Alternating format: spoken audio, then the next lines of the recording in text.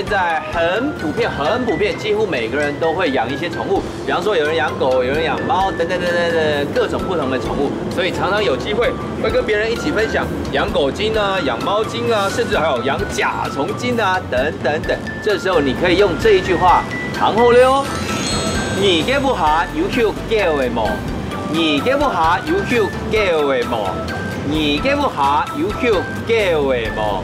你家里面有养小狗吗？现在我们赶快去看看怎么运用这一句话。走，你给不下有口叫的毛。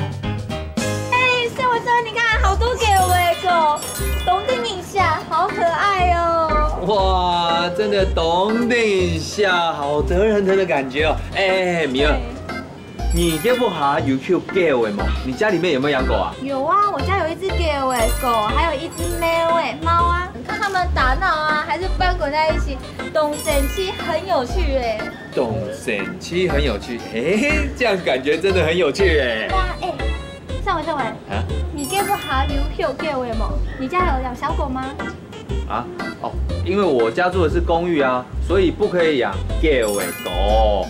但是我养的宠物懂特别很特别哦。什么宠物啊？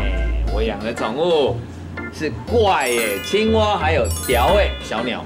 什么？怪耶青蛙？啊，我最怕青蛙了。那我下次去你家要小心一点。还好啦，它们真的很可爱，懂特别，你很特别，你不用担心啦。复习词典：狗叫耶，很可爱，懂等影像。你家有养小狗吗？你给不下有口叫的毛，你给不下有口叫的毛。猫耶，